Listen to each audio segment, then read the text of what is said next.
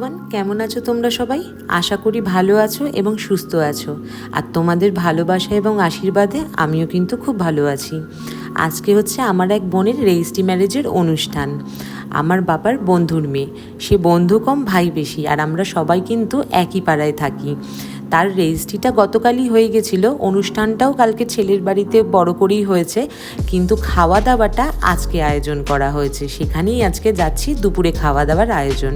কিন্তু তোমরা তো জানোই এখন যা গরম পড়েছে, দুদিন ধরে বৃষ্টি হচ্ছে ঠিকই, কিন্তু এই ভিডিওটা দুদিন আগেরই ভিডিও, যখন একটু বেশি গরম পড়েছিল। তাই আমার মেকআপ করতে খুব কষ্ট হচ্ছিল। আমি তো খুব একটা মেকআপ করতে ভালো পারি না, তাই কোনো রকম মেকআপটা করছিলাম। আর যতবার মেকআপ করছিলাম ততবারই ঘামিয়ে ঘামিয়ে সব মেকআপগুলো বেরিয়ে যাচ্ছিল।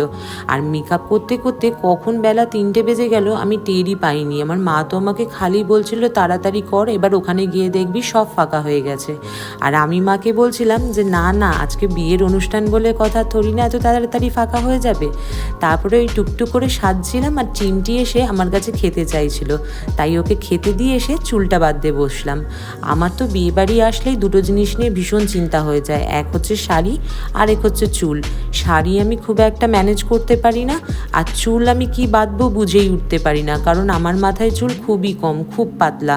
তাই আমি খুব একটা স্টাইল করতে পছন্দ করি না, নর্মাল উঁচু করে একটু বেঁধে নিই, রেগুলার যেটা আমরা বেঁধে থাকি। আর আজকেও আমি সেটাই করেছি।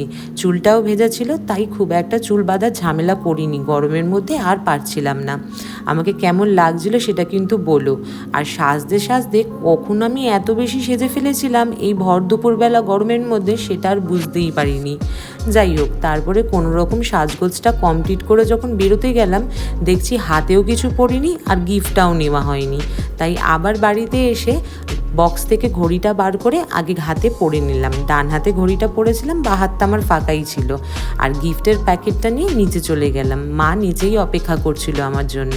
মা পরেছিল একটা লাল ব্লাউজ আর একটা অফ হোয়াইট কালারের শাড়ি, যে শাড়িটা আমার এবং মায়ের ভীষণ পছন্দ। তারপরে গিফটটা নিয়ে দুজনে টুকটুক করে হাঁটা পথেই এগিয়ে পড়লাম, কারণ একই পাড়ার মধ্যে হেঁটেই চলে গেছিলাম।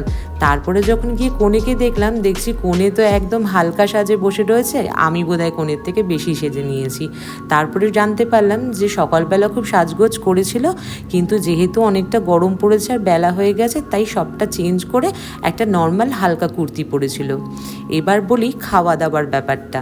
মেনুতে কিন্তু অনেক কিছু ছিল। প্রথম পাতে ছিল হচ্ছে সবজি দিয়ে মুগ ডাল, ঝুরি ঝুরি আলু ভাজা আর বেগুন ভাজা।